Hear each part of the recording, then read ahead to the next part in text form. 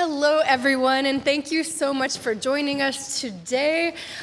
We love this music so much, and we are going to be sharing a few things about it and how it matters so deeply to us as we go through the program.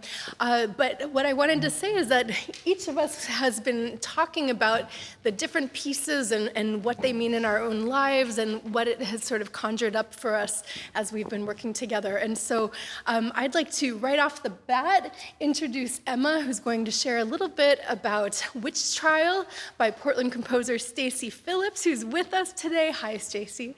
And Emma's going to share a little bit for you. Thanks, Emma. Good afternoon. It's so good to be here with you all. I wanted to share a little bit about just the kind of a historical context of these trials, in especially just humanizing the women who were accused. Those who were accused of being witches were often women who were intimately connected with their local environments. These women were often the wisdom keepers of an oral tradition, meaning they had the knowledge of which herbal medicines to use for which ailments, and how to healthily and successfully deliver babies and tend to people in labor, and as well as how to be ethical stewards of the land.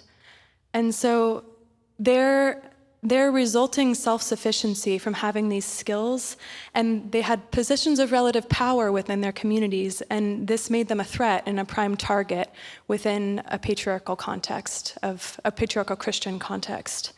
And so today, the arts of herbalism and midwifery are experiencing quite a resurgence as modern women reconnect with these ancestral traditions that were lost as a result of these traumas of the witch trials. However, parts of this mythology of kind of the evil witch archetype, always female, often old or ugly, and therefore devalued or not to be trusted, somehow suspect, and innately feminine. This fear persists in dominant culture. And so in this next composition, we hear the voice, we hear the testimony of one of these women who has been accused by her friends and neighbors of witchcraft and condemned to die for her alleged crimes. However, even as she stands accused, her parting words to her community are a benediction. She wishes them a blessing for their health and their happiness in this lifetime and in the world to come.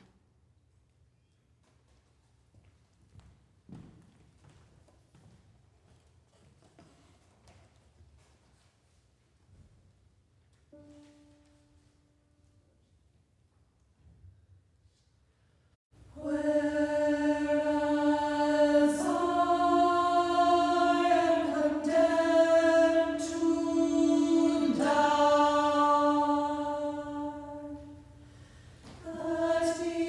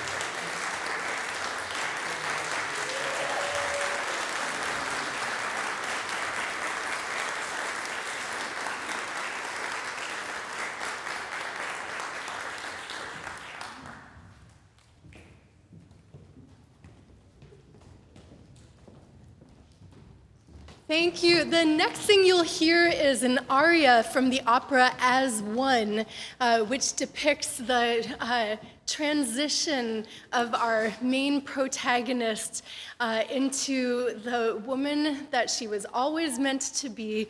And this aria you're about to hear describes the 3 little words that lets her know that she is finally seen as she is. This is Sarah Beaty, one of our mezzos, singing an aria from As One.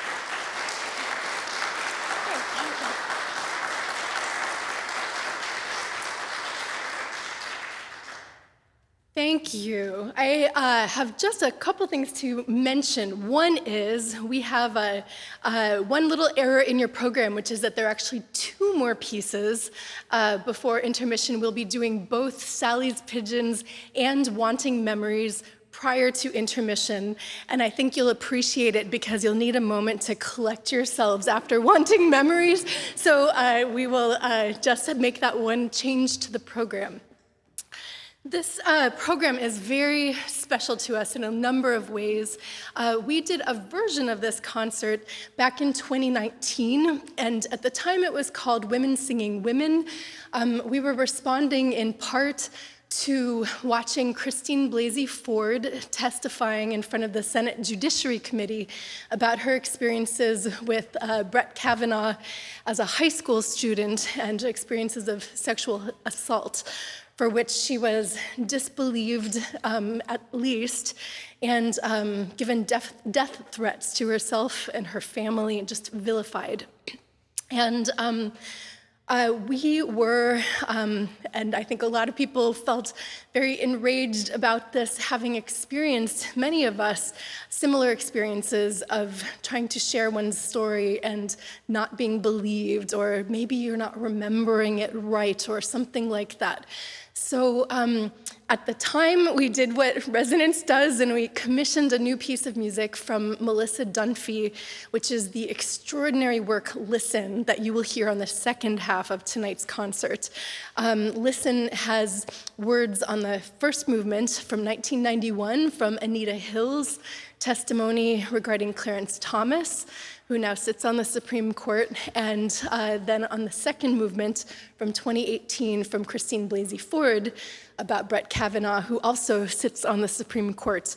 And I mention that because you know, I imagine that the Dobbs decision this past summer, of which both of those individuals were part, overturned Roe v. Wade, and really for that reason, we thought it's time to bring this concert back and also to update it in certain ways and to think about music that tells even more of the stories that need to be told. And I'd say one important part of the changes that you will hear from our 2019 version to today are the two pieces you just heard.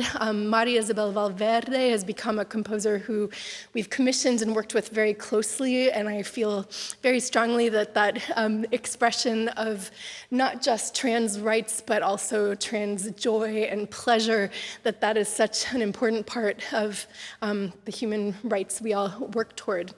And then you know, the work that we're about to sing is one that is very much inspired by this current time and thinking about abortion rights and access to reproductive rights in various states and how different that can be. The next song is called Sally's Pigeons, and it's a Cyndi Lauper tune. We all talked about how nobody can do Cyndi Lauper but Cyndi Lauper, so we're not gonna try to imitate her, but you all should go home and like YouTube Cyndi Lauper singing this song because it's fabulous. I mean, we try to do a really good job with it, but you know, Cyndi Lauper is unique. So do check that out. And I think this is a really complicated, complex issue. We've talked, you know, it's such a bonding experience as an ensemble to be engaging with these types of topics, and we all find ourselves sort of processing together what they mean in our own lives. And, you know, we have, many of us, different backgrounds. We come from many different states. We have different family backgrounds. We have families in some cases who would not approve of our singing some of the words we're singing today. And we all grapple with the complex questions regarding abortion. So I just wanted to share the way in which this is meaningful to me, which is that a while back I was pregnant with a very, very longed for child. And at the 20-week ultrasound, I found out that my child had a serious heart defect, and that if coupled with some other genetic disorders, it would mean that he likely had, a life expectancy of days to weeks that would be very painful and, no quality of life and only pain. And what parent would want that for their child? My husband and I found ourselves, as we awaited the results of these genetic tests, grappling with what would we do and what wouldn't you do for your child, and and thinking that this was a choice we might well need to make for ourselves. And I'm happy to share, spoiler alert, that this child did not have that particular genetic disorder. He's had heart issues that are doing beautifully. He's now an 8-year-old running around and in 2nd grade and all of those wonderful things. But in that moment, I had that sense of certainty that even in this just absolutely longed for pregnancy, that was a choice that I was grateful that I live in the state of Oregon and I would have been able to make then and as now. So abortion is so complicated, and you may all have different personal experiences with it, but we wanted to highlight this particular song as one voice in this incredibly complex topic. So Sally's Pigeons is a true story from Cyndi Lauper about a friend of hers she grew up with who became pregnant, had a back alley abortion pre-Roe v. Wade, and did not return.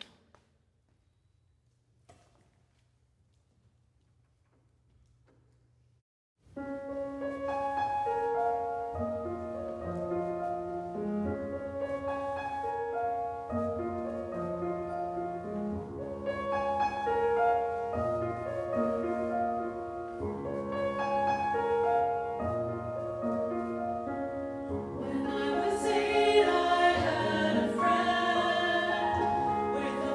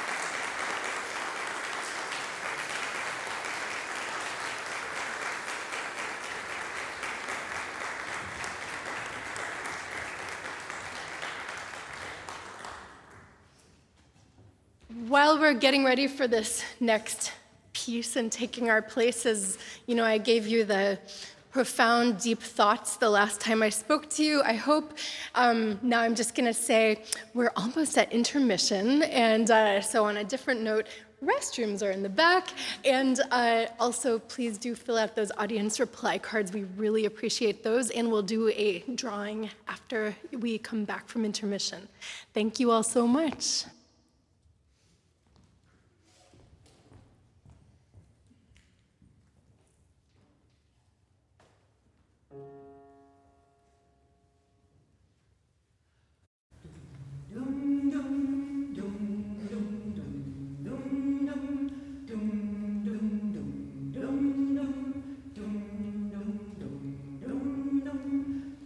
I am sitting here wanting memories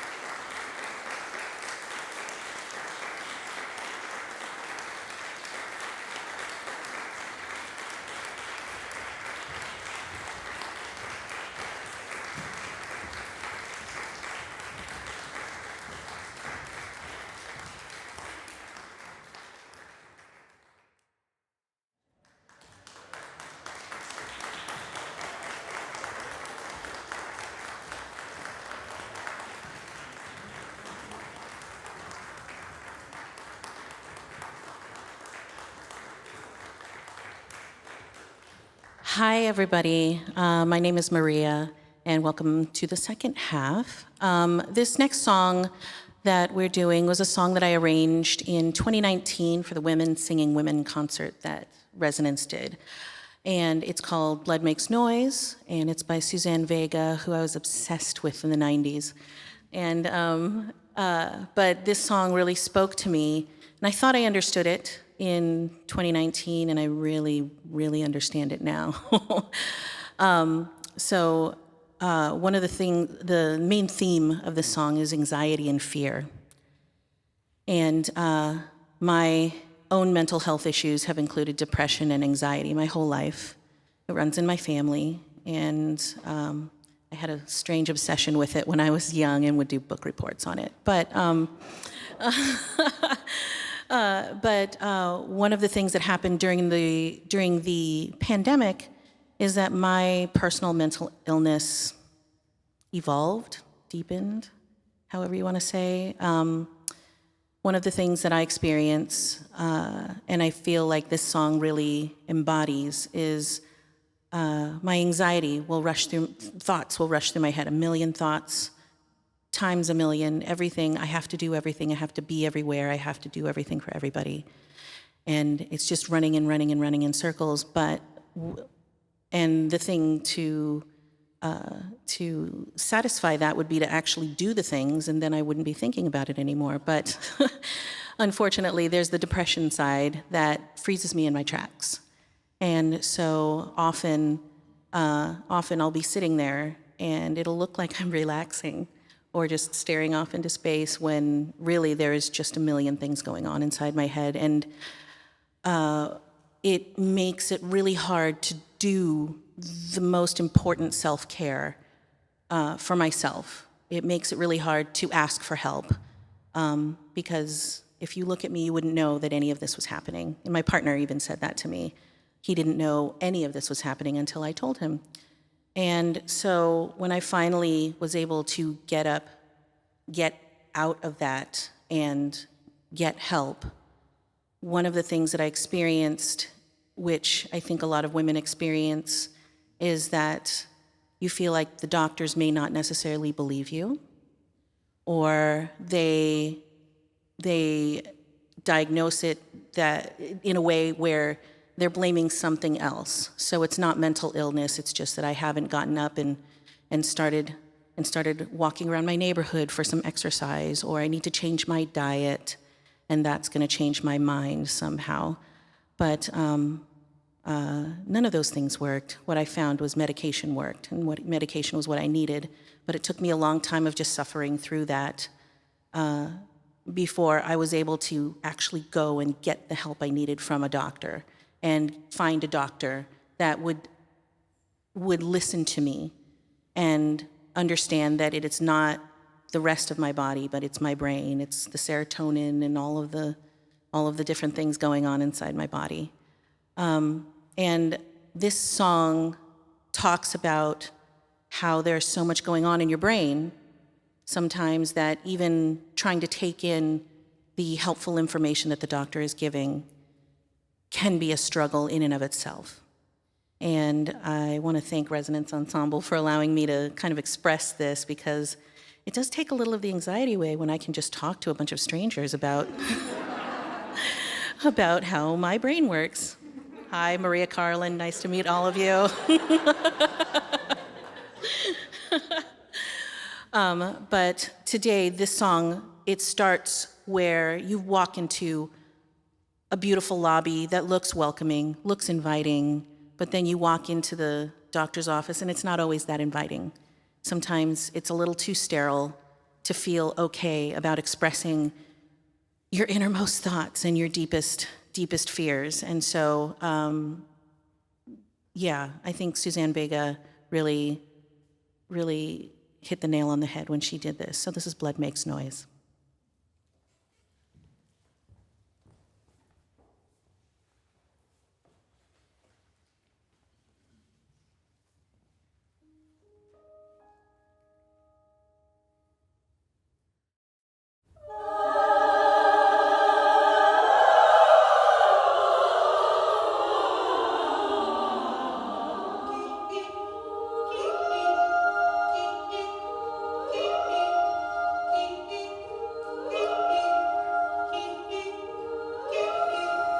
I'd like to help you, doctor, yes, I really, really would, but the din in my head is too much and it's no good. I'm standing in a windy tunnel shouting through the roar, and I'd like to hear the information you're asking for, but blood makes noise. It's a ringing in my ear, blood makes noise, and I can barely hear you in the thickening of fear.